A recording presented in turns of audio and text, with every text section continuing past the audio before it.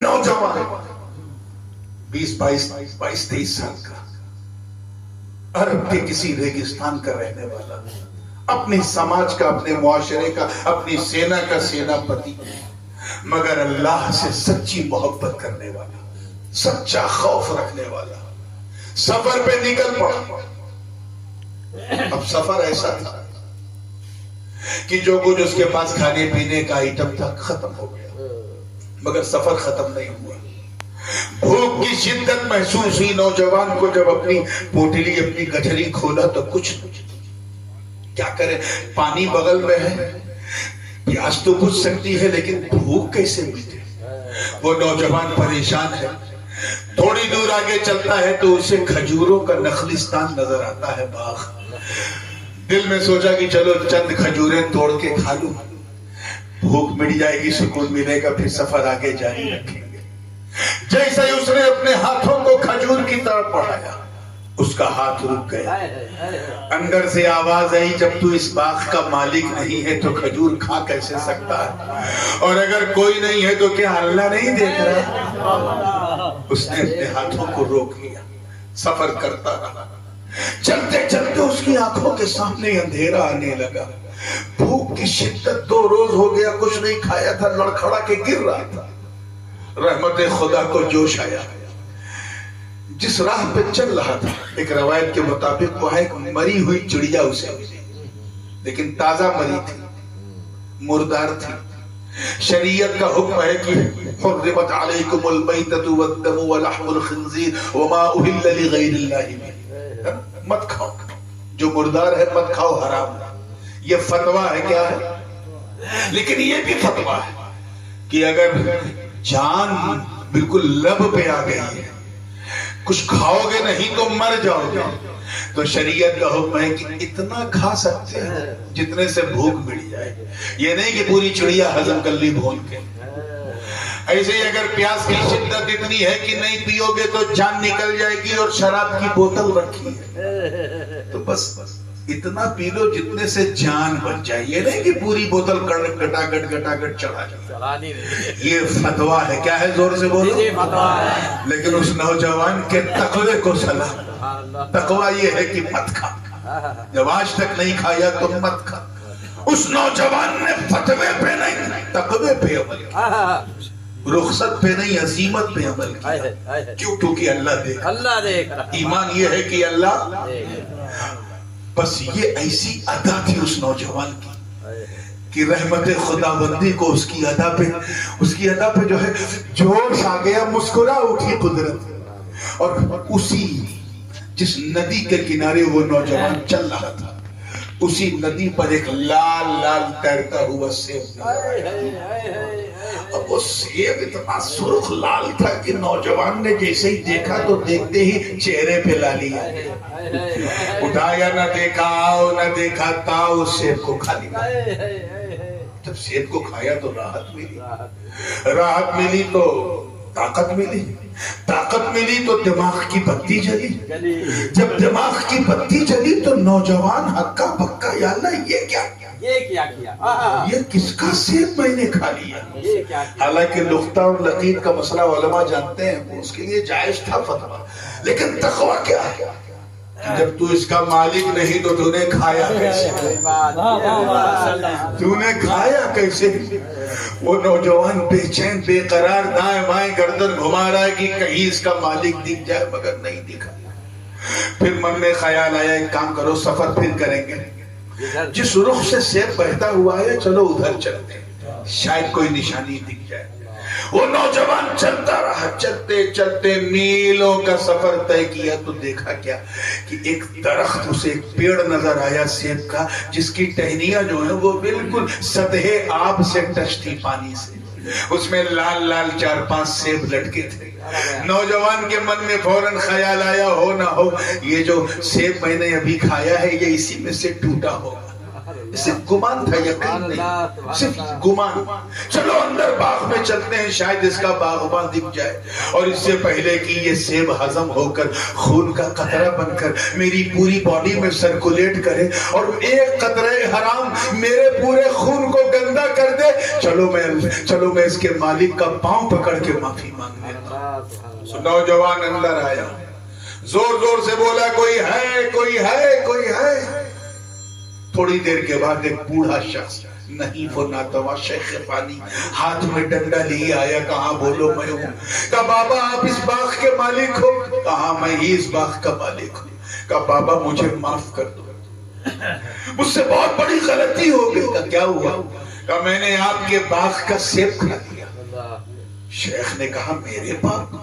ارے میرے باغ میں کوئی آیا نہیں تو نے کھایا کب؟ پھر نوجوان نے اپنا پورا قصہ سنایا، کن کن حالات سے گزرا، پھر یہ سیب دکھا اور پھر میں نے کھایا، اور جب دماغ کی بتی جلی تو میں گھبرا گیا، پھر الٹے پاؤں چلتے چلتے یہ پیڑ دکھا، یہ سیب دکھے، آپ دکھے، بس آپ مجھے معاف کر دیں۔ اتنا سننا تھا، توجہ چاہوں گا، اس شیخ کا ماتھا ٹھنکا۔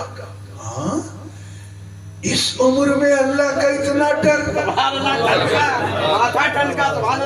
اس عمر میں اتنا خوف، جو چیز اس کے لیے حلال تھی فتوے کے روح سے، تقوی کے روح سے اس کو دیکھ رہا۔ یہ 20 22 سال کا نوجوان، اللہ کا اتنا ڈر، وہ سمجھ گیا کہ یہ کوئی معمولی لڑکا نہیں، یہ غیر معمولی، یہ سادھارن نہیں، اسادھارن ہے، ایکسٹراڈینری ہے۔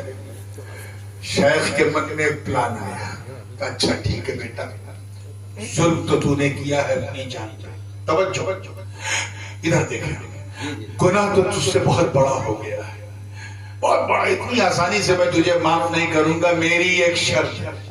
نوجوان نے کہا بابا آپ شرط کی پڑھیں؟ ارے جو شرط کہو مجھے یقین منظور ہے، بس آپ مجھے معاف کر دو۔ کہا نہیں پہلے سن تو لو، میری شرط یہ ہے کہ تجھے میری بیٹی سے شادی کرنی۔ کیا بات ہے، کیا بات ہے۔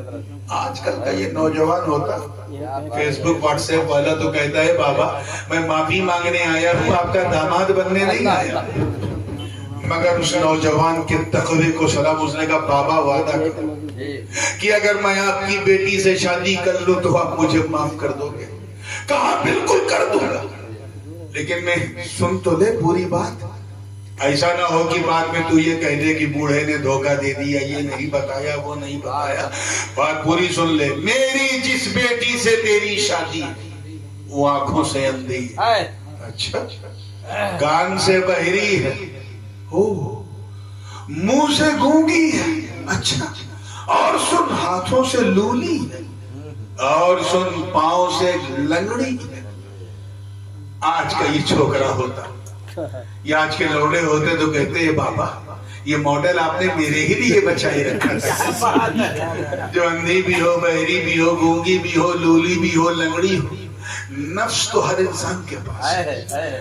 میں اس سے انکار نہیں کر رہا ہوں کہ وہ نوجوان بالکل بے نفس تھا، نفس تھا، ایک لمحے کے لیے جھٹکا لگا ہوگا، میرا جیون ساتھی ایسا ہو، میرا جیون ساتھی ایسا ہو جو خود میرے سہارے کے بغیر نہ رہے تو مجھے کیا سہارا دے؟ جھٹکا تو اس نوجوان کو لگا ہوگا، لیکن اس کے نفس پر بھی اللہ کا تقوی غالب تھا۔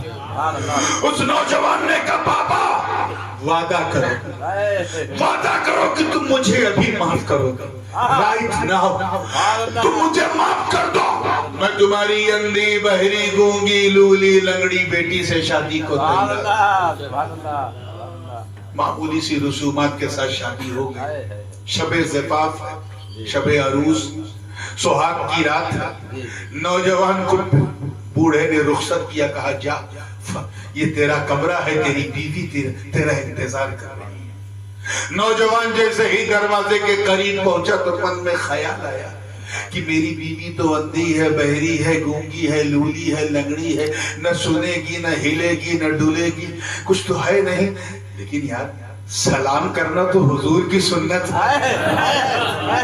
چاہے سنے نہ سنے میں سلام کروں۔ دروازے کو اس نے دستک دی تو اندر سے ایک آہٹ محسوس ہوئی۔ جب دروازے کو کھولا اور سلام کیا تو دیکھتے ہی ہکا بکا الٹے پاؤں باہر، دیکھتا کیا ہے کہ نہ وہاں کوئی اندھی ہے، نہ کوئی بہری ہے، نہ گونگی ہے، نہ لنگڑی ہے، نہ لولی ہے، بلکہ ایک انتہائی خوبصورت خاتون، ایسا لگ رہا تھا جیسے قدسی فرشتوں نے اسے جوڑا پہنایا ہو، اور چہرہ ایسے جیسے جنت کی کوئی حور آ گئی ہو۔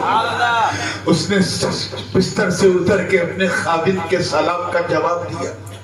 آج کا نوجوان ہوتا تو کہتا لگتا ہے میں غلطی سے کسی اور کمرے میں آ گیا ہوں، چلو پہلے یہاں ٹائم پاس کرتے ہیں پھر اپنی لنگڑی لولی بیوی کے پاس چلتے ہیں۔ مگر اس نوجوان کے تقوی کو سلام، اس نے جیسے ہی ایک جھلک دیکھا بھاگا، اور پورے غصے میں، پورے جلال میں، اب ادب ختم، اب سیدھے اس نوجوان کا دامن پڑا اس شیخ کا، اور کہا یہ کیا بنا، یہ کیسا معاملہ ہے، کہ کیا ہوا؟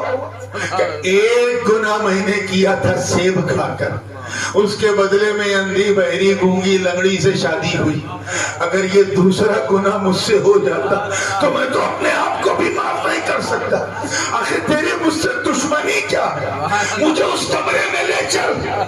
یہاں تو جس کمرے میں تو نے بھیجا تھا وہاں تو ایک ایسی خاتون بیٹھی ہے جیسے لگ رہا ہے کوئی بدر منیر چمک رہا ہے، کوئی جنتی دوشیزہ بیٹھی ہو، مجھے میری بیوی کے کمرے میں لے چلو جہاں میری بھی اندھی بہری گونگی لولی لنگڑی بیوی میرا انتظار کر رہی ہے۔ اتنا سننا تھا تب تک اس شیخ نے، کس نے؟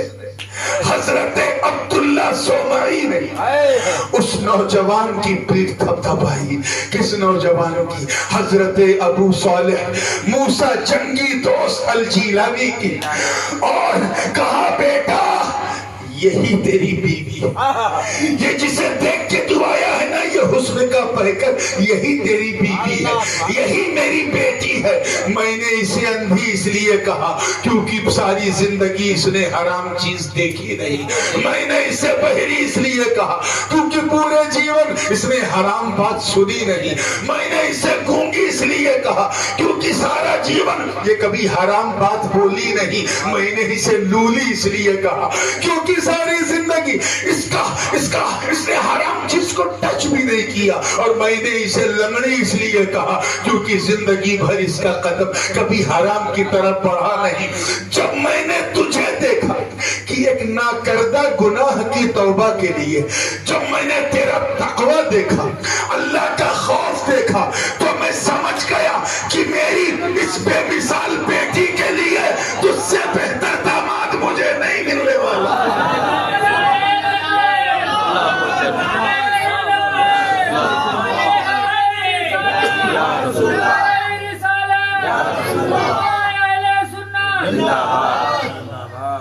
تجھ سے بہتر نوجوان نہیں ملے گا، یہی میری بیٹی سیدہ ام الخیر فاطمہ۔ سنیو، جب حضرت ابو صالح موسیٰ جنگی دوست الجیلانی جیسا باپ ہو، اور سیدہ طیبہ طاہرہ ام الخیر جیسی ماں ہو، ارے جب ان دو انمول رتنوں کا ملن ہوتا ہے، ملن، تب جا کے غوث اعظم